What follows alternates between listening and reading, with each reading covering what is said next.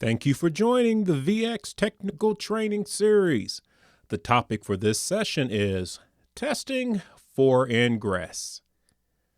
Let's get started. Ingress on channels can cause quite a few issues, like lines in the pictures.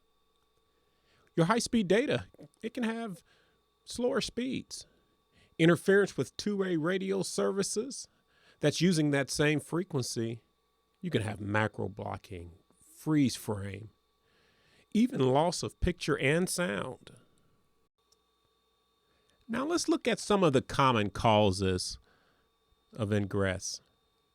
There's the loose connectors, poorly shielded coax cables, customer self-installation kits, push-on connectors, animal damage to the drop, bad splitters, cable damage from customer digging.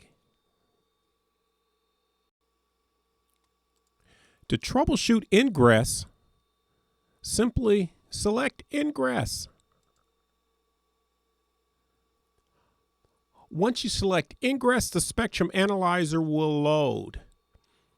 If you see a display that looks like this, then you know you have some noise getting into the drop, into the plant. So now a few settings. When you look on the side, by default, your spectrum is set up from, you can see at the bottom, from 5 megahertz out to 110 megahertz. So this includes both the return and the FM band, because we know that a lot of noise gets in that FM band. But now if you want to narrow your spectrum, you can simply select RP85, which only takes you out to 85 megahertz, or even RP50. I like to leave it at 110 because I like that FM band to be included in there, because I don't want any ingress to get into my drop or transmit it back into the plant. Now I could also select the LTE band if that was all that I was concerned with. By selecting the page down,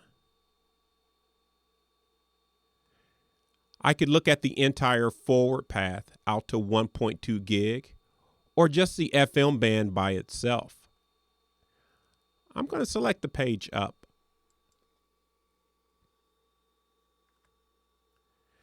Now you want your spectrum to have a max hold. That's the red trace that is here. By default, max hold is on. I recommend that because ingress comes and goes. As you can see on this screen here, ingress is coming, it's leaving. So it's not a constant carrier. So the max hold will hold the maximum amount of signal that's coming in or that's been detected. You could also add a series of markers. By selecting marker, it will add markers on the screen. Right now you can see the circle or the halo around this marker. I can just tap anywhere on the screen and it moves that marker.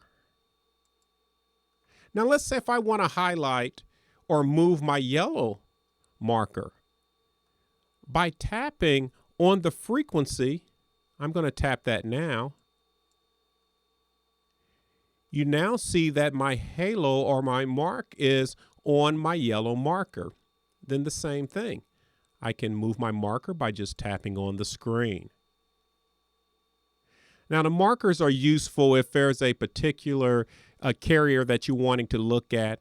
But typically, if you see any noise coming in on the screen, if you're looking for ingress, if there's anything coming in the screen, then you know that it's something you need to troubleshoot, because you really want to see a nice flat line. So for me, what I like to do is I like to start at the tap, because I want to make sure that there is nothing wrong with the drop or any ingress coming from the house. So what I could do is I could disconnect the drop from the tap port and plug that drop directly into my meter, so there's no RF going into the meter. If I see a trace that looks like this, then I know that there's ingress either coming in from the drop or from inside of the house itself. So my next step is to go to the ground block. So I could do the same thing. From the ground block, I could disconnect the drop from the ground block, and this time I'm going to shoot the house. So I'm going to look for any noise coming back from the house. So I take my test jumper from my meter, plug that directly into the ground block so that I can see if anything's coming back from the house. If I still see this type of display, then I know that the problem is coming from inside of the house. It does not appear to be the drop. So now I can go to the splitter. Let's say this particular house has 3 outlets. So there's a 3-way splitter. I can plug my jumper from the meter directly into the input of the splitter. So now I have the 3 outlets, they're still plugged in. I can disconnect 1 outlet at a time.